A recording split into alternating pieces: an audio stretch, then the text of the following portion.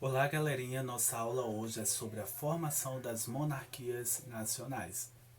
No período da Alta Idade Média, a Europa caracterizou-se pela fragmentação dos poderes políticos e militar, que passaram a ser exercidos pelos senhores feudais. O rei era um senhor entre outros, e por isso seus poderes eram limitados. Essa situação começou a mudar no início da Baixa Idade Média. Vamos falar agora sobre o fortalecimento dessas monarquias. Para os novos comerciantes, era interessante que houvesse um soberano forte, pois, com a fragmentação do poder, cada feudo tinha suas próprias leis, tarifas, moedas, pesos e medidas. Por isso, eles contribuíram para a formação de um exército, mercenário a serviço de quem? Do soberano. Com um exército forte, o soberano buscava controlar o território sob o seu poder. Formava-se gradualmente as monarquias centralizadas, que alterariam as bases do feudalismo, mesmo convivendo com a fragmentação de poderes dos senhores feudais. Bom, agora nós vamos falar sobre o Sacro Império Romano-Germânico. No Sacro Império viviam diversos povos e eram faladas várias línguas. Esse foi um dos fatores de dificuldade dos governantes do Império para exercer o controle político sobre a população. No Sacro Império Romano se caracterizou como uma unidade mais religiosa e simbólica do que econômica e política, baseada justamente em quê? Em alianças entre centenas de educados e principados. No entanto, a completa dissolução do Império Sacro só ocorreu no século XIX.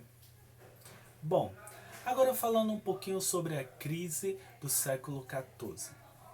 Durante todo o século, boa parte da Europa foi marcada por inúmeras revoltas de camponeses decorrente das condições de extrema miséria e exploração da população rural e por sucessivos conflitos. Então isso causou vários confrontos. Nesse período, a guerra, a fome, a peste assolaram a população europeia. A guerra entre duas maiores monarquias, a França e a Inglaterra, durou mais de um século, com alguns períodos de paz. Gente, isso resultou na destruição das lavouras e a fome tomou conta de várias regiões da Europa. E muitos camponeses foram levados para a frente de batalha. Enquanto isso, uma grave epidemia conhecida como peste negra provocou milhões de mortes na Europa. Agora, vamos entender o que foi a Guerra dos 100 Anos, que durou de 1337 até 1453. A Guerra dos 100 Anos aconteceu na Idade Média, durante os séculos XIV e XV. O conflito foi entre França e Inglaterra.